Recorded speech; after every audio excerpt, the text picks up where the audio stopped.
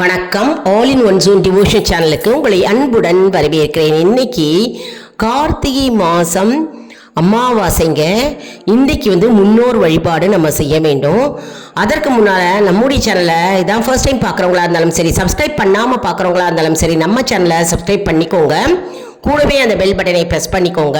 All என்கின்ற ஆப்ஷனையும் press பண்ணிக்கோங்க. அப்போ தான் நான் போடுற வீடியோஸ் எல்லாம் உங்களுக்கு உடனுக்குடன் நோட்டிஃபிகேஷனில் மிஸ் பண்ணாமல் தெரிய வரும். அதாவது இன்னைக்கு நம்முடைய சேனலில் என்ன பார்க்க போகிறோன்னா, முன்னோர்களை வழிபடுவோம். அதாவது நம்ம முன்னோர்களை வழிபட வேண்டும். அதுவும் இன்னைக்கு அமாவாசை தினம் இல்லையா, நம்ம இன்னைக்கு முன்னோர்களை நினைத்து நம்ம வழிபட வேண்டும். அது நம்ம எப்படி வழிபடலாம் மற்றும் நம்ம மாலையபட்சம் எப்படி கடைபிடிக்க வேண்டிய விதிமுறைகள் என்ன மற்றும் மாலையபட்சத்தில் நம்ம முன்னோர்களை எப்படி வழிபட வேண்டும் அப்படின்றதையும் நம்ம இன்னைக்கு பார்க்கலாம். அதாவது இன்னைக்கு கார்த்திகை அமாவாசை. இன்னைக்கு நம்ம அனைவரும் முன்னோர்களை நினைத்து நம்ம தர்ப்பணம் கொடுக்க வேண்டும். மற்றும் நம்ம இன்னைக்கு தான தர்மங்கள் செய்யலாம். அது மட்டும் இல்லைங்க, பசுமாட்டிற்கு அகத்திக்கீரை நம்ம இன்னைக்கு கொடுக்கலாம். மிகவும் அற்புதமான நாள். நம் முன்னோர்களை, மறைந்த முன்னோர்களை நம்ம நினைத்து இன்னைக்கு கண்டிப்பாக நாம் அனைவரும் தர்ப்பணம் கொடுக்க வேண்டும். அதாவது யாராருக்கெல்லாம் பெற்றோர்கள் மறைந்திருக்கிறார்களோ அவர்களுக்கு நினைத்து, முன்னோர்களை நினைத்து நாம் இன்னைக்கு தர்ப்பணம் கொடுக்க வேண்டும்.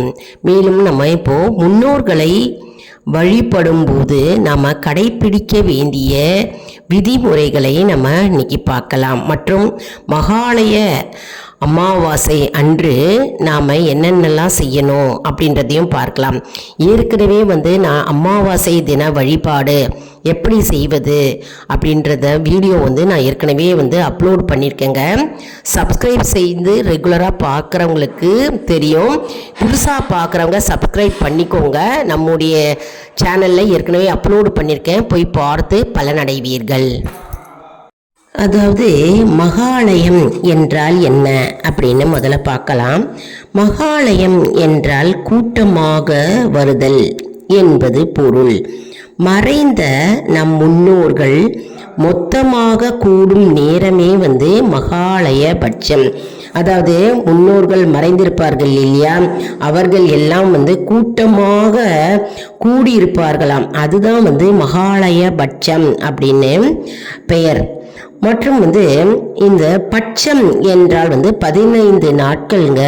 முன்னோர்கள் 15 நாட்கள் நம்முடன் தங்குகின்ற காலமே மகாலய பட்சம். புரட்டாசி தேய்பிறை பிரதமை திதி தொடங்கி அமாவாசை வரை 15 மகாலய பட்சம் எனப்படும். அதனால 15 நாட்கள் மகாலய பட்சம் அப்படின்னே நம்ம கூறுவோம். நாம் இப்போ இந்த காலத்தில் முன்னோர்கள் யமதர்மனின் அனுமதியுடன் நம்மை காண பூலோகத்திற்கு வருகின்றனர். அதாவது யமதர்மனின் அனுமதியுடன், அதாவது யமதர்மனிடம் அனுமதி கேட்டு பூலோகத்திற்கு மறைந்த முன்னோர்கள் வருகின்ற நாட்களே மகாலயபட்சம் என்று அழைக்கிறோம். அவர்களை வரவேற்பது நம் கடமை இல்லையா?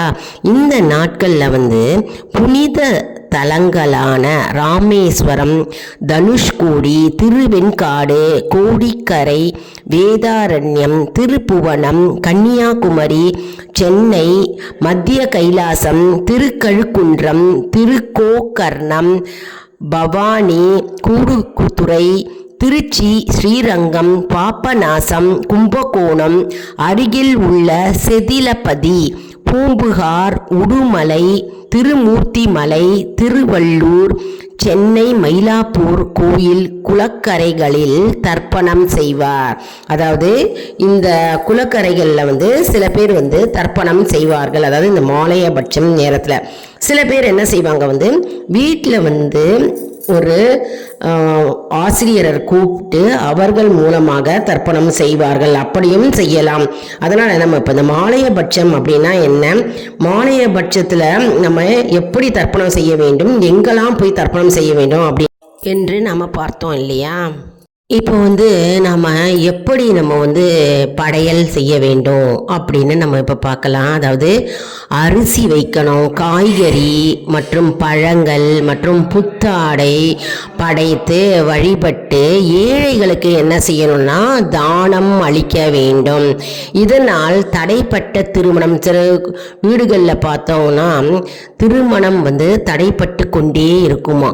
அதனால் தடைப்பட்ட திருமணம் மற்றும் வேலையின்மை மற்றும் நோய்கள், நீண்ட நாள் நோய்கள், தீராத நோய்கள் மற்றும் மன உளைச்சல், மன வருத்தம் மற்றும் மன சம்பந்தப்பட்ட அனைத்து நோய்களும் விலகி சந்தோஷமும் மன நிறைவும் கிடைக்கும். மற்றும் பசுக்களுக்கு நாம் என்ன செய்யணும்னா வாழைப்பழம் கொடுக்கலாம், அகத்திக்கீரை கொடுக்கலாம் மற்றும் முன்வினை பாவம் தீரும். அகத்திக்கீரை இதெல்லாம் நம்ம கொடுத்தோம்னா, வாழைப்பழம் கொடுத்தோம்னா நம்முடைய போன ஜென்மத்து பாவங்கள் தீரும். முன்னோர் ஆசியால் செல்வம் பெருகும். முன்னோர்களுடைய ஆசீர்வாதம் நமக்கு பரிபூர்ணமாக கிடைக்கும். அதன் மூலம் நமக்கு வாழ்க்கையில் செல்வ வளம் கூடும் என்பது ஐதீகம்.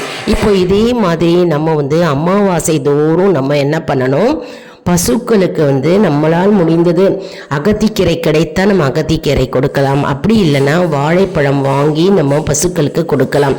இதன் மூலம் நம்முடைய போன ஜென்மத்து முற்பிறவியில் செய்த பாவங்கள் அனைத்தும் நீங்கும் மற்றும் நம்முடைய வாழ்வு மேன்மை பெறும் மற்றும் செல்வ வளம் கூடும். நம்ம அமாவாசை தினத்தன்று சிலர் வீடுகளில் படையல் போடும் பழக்கம் இருக்குங்க. இப்போ அமாவாசை தினத்தில் அவங்க பல விதமான உணவுகள் மற்றும் பதார்த்தங்கள் மற்றும் காய்கறி பழங்கள் எல்லாம் படையலாக படைத்து ஏழைகளுக்கு, அதாவது தானமாகவும் கொடுப்பார்கள். மற்றும் மறக்காமல் நம்ம அன்றைய தினம் நம்ம காக்கைக்கு உணவளிக்க வேண்டும். காக்கைக்கு சாதம் போட்டு எள் வைத்து நம்ம உணவு கொடுக்கலாம். மற்றும் நம்ம ஏற்கனவே பார்த்த மாதிரி பசுக்களுக்கு நம்ம உணவு கொடுக்கலாம். மற்றும் உயிரினங்கள், அதாவது எறும்புகளுக்கு நம்ம அரிசி மாவில் கலந்து வெல்லத்தை கலந்து நம்ம போடலாம். அப்படியும் நம்ம செய்யலாம். நம்முடைய முற்பிறவியில் இருக்கின்ற தோஷங்கள் மற்றும் பாவங்கள் தீரும் என்பது ஐதீகம். அதன் மூலம் நம்முடைய சங்கதியர் மேலோங்கி வாழ்வார்கள் மற்றும் நம்முடைய சங்கதியர்கள் நோய் நொடி இல்லாமல் வாழ்வார்கள். மற்றும் குடும்பத்தில் இருக்கின்ற தடைகள் அனைத்தும் நீங்கும் என்பது நம்பிக்கை. என்னென்ன தடைகள் இருக்கிறதோ, அதாவது வேலையின்மை, திருமண தடை மற்றும் குழந்தையின்மை ஆகிய தடைகள் நீங்கும் என்பது நம்பிக்கை. நாம் இந்த மகாலய பட்சத்தில் நம்ம பின்பற்ற வேண்டிய முக்கியமான விதிமுறைகளை நம்ம இப்போ பார்க்கலாம். அதாவது மகாலய பட்ச காலத்தில் இந்த வழிமுறைகளை பின்பற்றுங்க. எப்படி பின்பற்றணும், என்னென்ன வழிகள் அப்படின்னு நம்ம பார்க்கலாம். அதாவது தினமும் தலைக்கு குளிக்க வேண்டும். மகாலய பட்சம் 15 நாட்கள் இருக்கு இல்லையா, அந்த 15 நாட்களும் தினமும் தலைக்கு குளிக்க வேண்டும். மற்றும் சவரம் செய்வதை தவிர்க்க வேண்டும். அதாவது ஷேவ் பண்ணிக்க கூடாது ஆண்கள். மற்றும் வீட்டில் வாக்குவாதம் செய்யக்கூடாது, அதாவது சண்டை சச்சரவுகள் இருக்கக்கூடாது வீட்டில். மேலும் வெளியிடத்தில் சாப்பிடுவது, வெங்காயம் பூண்டு ஆகியவை நம்ம சாப்பிடக்கூடாது. வெங்காயம் பூண்டு கண்டிப்பாக நம்ம அந்த 15 நாட்கள் சேர்க்கவே கூடாதுங்க. மற்றும் இந்த காலகட்டத்தில் நம்ம என்ன பண்ணணும்னா, முன்னோர் நம்முடன் இருப்பதால் விருந்துண்ணக்கூடாது. அதாவது முன்னோர்கள் நம்ம கூடவே இருக்கார்கள் இல்லையா, அதனால் நம்ம வேற எந்த இடத்துலையும் போய் விருந்து சாப்பிடக்கூடாது. மற்றும் ஹோட்டலில் போய் நம்ம சாப்பிடக்கூடாது. வீட்டில் சமைத்த சாப்பாடு தான் சாப்பிடணும். கண்டிப்பாக நான்வெஜ்ஜே அந்த 15 நாட்கள் தொடவே கூடாதுங்க. நீங்கள் மது மாமிசம் சாப்பிடவே கூடாது. மேலும் கருப்பு எல்லை யாரிடமும் கடன் வாங்கக்கூடாது. இல்லு கொடுங்களேன், நான் தர்ப்பணம் பண்ணணும் அப்படின்னு கேட்பீங்க. சில பேர் வந்து கேட்குற வழக்கம் இருக்கும், அதனால் கேட்கக்கூடாது. எள்ளு வந்து நம்ம யாரிடம் கடனாக வாங்கக்கூடாது அந்த நாட்களில். மற்றும் வந்து வாசலில் வந்து கோலமிடக்கூடாது, வாசலில் வந்து கோலம் போடக்கூடாது. சரி, நம்ம இந்த 15 நாட்கள் வந்து மகாலய பட்சம் அன்னைக்கு வந்து இந்த 15 நாட்கள் இந்த விதிமுறைகளை நாம் பின்பற்றுவோம் இல்லையா? இதே போன்று தான் அமாவாசை தினத்தன்றும் நம்ம பின்பற்ற வேண்டும். அதாவது இன்றைய தினம் அமாவாசை இல்லையா? அமாவாசை என்றாலே வந்து கோலம் வாசலில் போடக்கூடாதுங்க. மேலும் வந்து நம்ம தலைக்கு ஸ்நானம் செய்ய வேண்டும் அமாவாசை தினத்தன்று. அன்னைக்கு நம்ம வந்து சவரம், அதாவது ஷேவ் செய்யக்கூடாது ஆண்கள். மற்றும் வந்து வீட்டில் வாக்குவாதம், வீண் வாக்குவாதம், சண்டை சச்சரவுகள் இருக்கக்கூடாது. மற்றும் வந்து நம்ம அமாவாசை நாளில் வந்து நம்ம வெளியில் எதுவுமே சாப்பிடக்கூடாது, ஹோட்டலில் சாப்பிடக்கூடாது, வெங்காயம் பூண்டு நம்ம சேர்க்கக்கூடாது. மற்றும் வந்து நம்ம இந்த காலகட்டத்தில், அதாவது அமாவாசை தினத்தன்று நம் முன்னோர்களை நினைத்து நாம் தர்ப்பணம் கொடுக்க வேண்டும். மற்றும் முன்னோர் நம்ம கூடவே இருக்கிறதுனால இன்றைய நாள் வந்து அமாவாசை தினத்தன்று நம்ம வெளியில் போய் யார் வீட்லேயும், அதாவது விருந்துண்ணக்கூடாது. மற்றும் வந்து நம்ம வந்து ஹோட்டல்லையும் சாப்பிடக்கூடாது. மற்றும் வந்து மாமிசம், அதாவது நான்வெஜ்ஜு கண்டிப்பாக அமாவாசை தினத்தன்று உண்ணக்கூடாது. மற்றும் வந்து கருப்பு எள் வந்து யாரிடமும் அமாவாசை தினத்தன்று கடன் வாங்கக்கூடாது.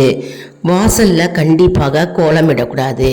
மற்றும் அமாவாசை வழிபாடு முடிந்த பிறகு தான், அதாவது அமாவாசை தினத்தன்று தர்ப்பணம், முன்னோர்களுக்கு தர்ப்பணம் கொடுத்த பிறகு தான் நம்ம என்ன பண்ணணும்னா, நம்ம வீட்டில் ரெகுலராக நம்ம பூஜை அறையில் வந்து சுவாமிகளுக்கு நம்ம பூஜை செய்ய வேண்டும். நித்திய பூஜை நம்ம செய்ய வேண்டும். அமாவாசை தர்ப்பணம் முடிந்த பிறகு தான் நம்ம வந்து நித்திய பூஜை செய்ய வேண்டும். மற்றும் அன்றைய தினம் வந்து குளித்து விட்டு தான் சமைக்கணுங்க. நம்ம வந்து காக்கைக்கு உணவிட வேண்டும் அமாவாசை தினத்தன்று. பசுக்களுக்கு நம்ம அகத்திக்கீரை கொடுக்க வேண்டும், வாழைப்பழம் கொடுக்க வேண்டும். மற்றும் வந்து நம்ம வீட்டில் படையல் போடும் பழக்கம் இருந்ததுன்னா படையல் போட்டு முன்னோர்களை நினைத்து போடலாம். அப்படி இல்லைனா எள்ளும் தண்ணீரும் இறைத்து விட்டாலே போருங்க. முன்னோர்களின் ஆன்மா சாந்தி அடையும். சிலர் வீடுகளில் அமாவாசை தினத்தன்று வாத்தியாரை கூப்பிட்டு, அதாவது ஆசிரியரை கூப்பிட்டு செய்வதும் பழக்கம் இருக்குங்க. அது மாதிரியும் செய்யலாம். அப்படிலாம் சிலர் வந்து எள் தானம் செய்வார்கள், எள்ளும் தண்ணீரும் இறைப்பார்கள், அப்படியும் செய்யலாங்க. இது வந்து இந்த விதிமுறைகள்லாம் நம்ம வந்து கடைபிடிக்க வேண்டும். அதாவது நம்ம இன்றைக்கி வீடியோவில் வந்து மகாலய பட்சத்தை பற்றி நம்ம பார்த்தோம். 15 நாள் நம்ம வந்து என்ன விதிமுறைகளை நம்ம வந்து கடைபிடிக்க வேண்டும், மற்றும் அமாவாசை தினத்தன்று நாம் என்ன விதிமுறைகளை நம்ம கடைபிடிக்க வேண்டும் என்று நம்ம பார்த்தோம் இல்லையா? இந்த வீடியோ உங்களுக்கு மிகவும் பயனுள்ளதாக இருக்கும் என்று நான் நம்புகிறேன். இந்த வீடியோவுக்கு ஒரு லைக் கொடுங்க, இதை மற்றவர்களுக்கும் ஷேர் செய்யுங்கள், அவர்களும் பலனடையட்டும்.